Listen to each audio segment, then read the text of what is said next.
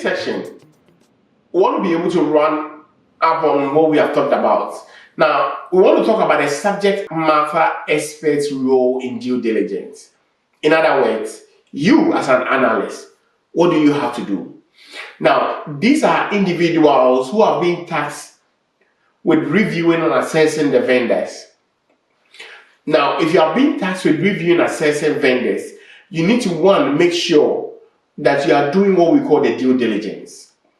There is periodic risk reviews, and you are providing a qualified opinion regarding the sufficiency of the vendor's control.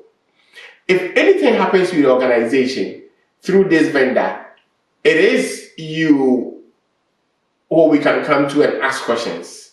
That why did you need to see this? Did you do the due diligence? Did you do your risk reviews? Did you provide any opinion to the business why they shouldn't go ahead with that engagement? And so all the questions will rise up to you. Now, the subject matter experts, they must have significant experience and knowledge to perform their role in a third-party risk assessment.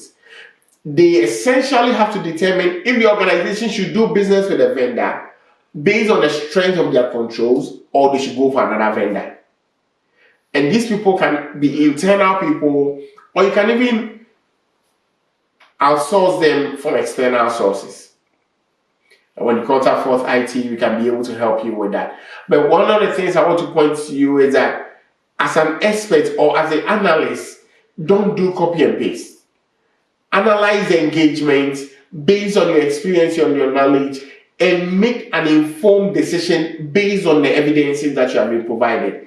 And also, don't just take the business units and the vendor's word for it. Read between the lines, understand what they are asking and what they need to be able to do. What are some of the common due diligence documents that need to be collected during this process? Now, because the amount of time it takes to request some of these documents, remind them when you are chasing them, often unresponsive vendors, because vendors are mostly busy doing their thing and they don't want to respond. And so sometimes it might take you months to be able to finish the assessment. Some vendors won't even provide a document or respond to the questionnaires at all. Some vendors can tell you that, hey, my organization is a big organization, I'm not looking at even filling this questionnaire.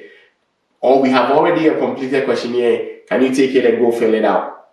Some vendor controls isn't established, and some of them are weak, and so because of that, they also don't want to share those with you. Now, you need to know how to go about it. If they have some weak controls, you need to make sure your organization have the right controls in place to be able to balance it out. If not, point the rest out.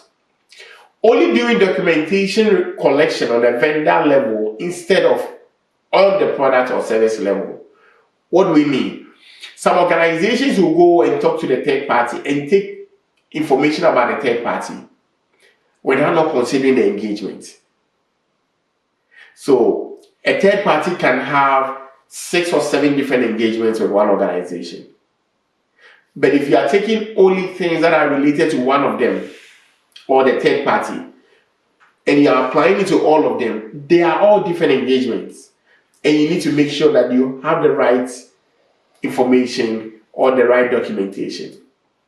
There's also lack of centralized repository to store vendor files, because most of the organizations are not organized enough.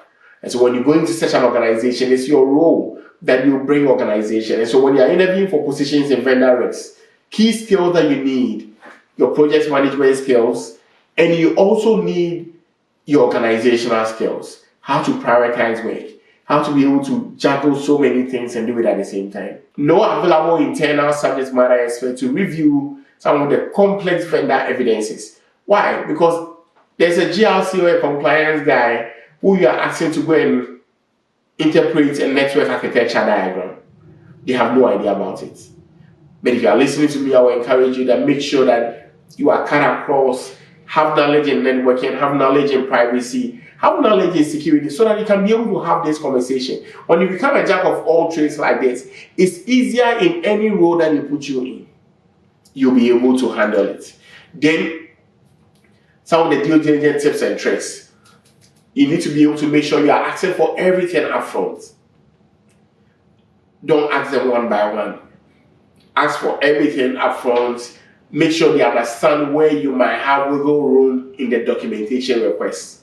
Now, you need to be able to document attempts to collect any evidence that is due.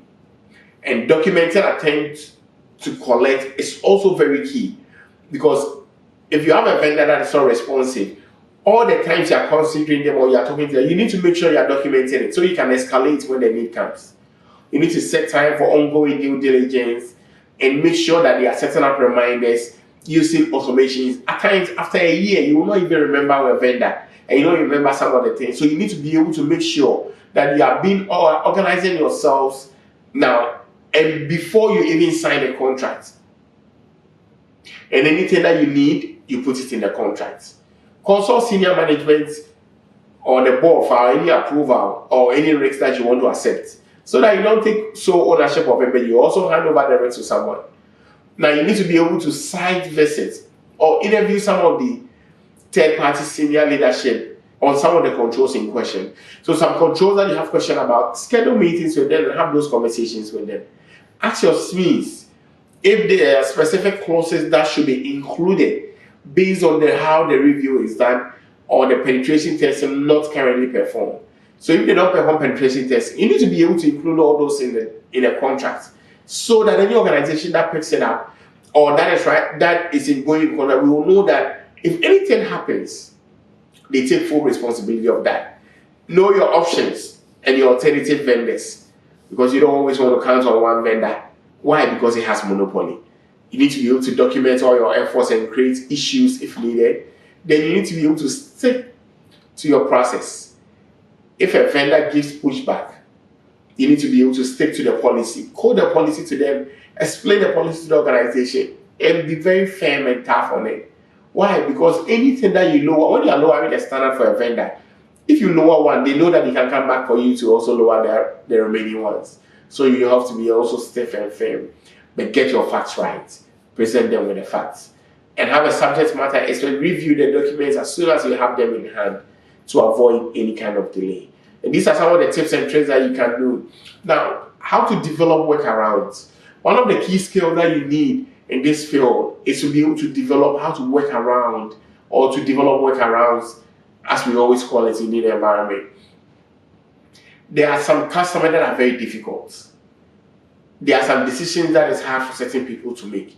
It's obvious that they will run late for someone that's but how do you develop these workarounds? Now, you need to determine if you can accept an alternative document or not. And all this needs to be in place. Request a vendor share their document via an online sharing platform. So you're going to create a platform, give them access by creating a login for them. Then they can go there and be able to go ahead and fill out the forms. Or you just want them to send it through the normal email, which mostly is not secure, and we are mostly not discouraging people from doing that. But you need to have a meeting to discuss the documents you are receiving. Go through it, review it, highlight key portions, ask them questions about it. That during your SOC 2 report, we saw this and this and this. Can you explain to us? Then have one central repository for all your documents. Ensure that you are requesting and performing the due diligence on every product or services. Not just the vendor, but on the actual engagement itself. For existing vendors, assume that we have the customer right to audit in place. Consider if this is non-compliance or worthy of an escalation. Some takeaways. All vendors should be vetted and make sure that they are legitimate businesses, not on any transaction list, and have a good reputation. Because the reputation of your clients can also affect your reputation. Due diligence scope should be proportionate to the risk. And higher risk means more robust due diligence. So the scope needs to be able to be proportionate to the risk that is involved. And if you have a higher risk or a critical vendor, it means that you need to put in a robust due diligence process. Now, there's a SME or subject matter expert should be reviewing due diligence documentations. If you can't obtain information from the vendor, challenge them to provide a suitable alternative. And you need to be able to make sure you are getting that and that qualifies. then develop contracting practices to allow for inserting clauses as needed by the client. I hope you enjoyed this session, and I'll see you in the next class.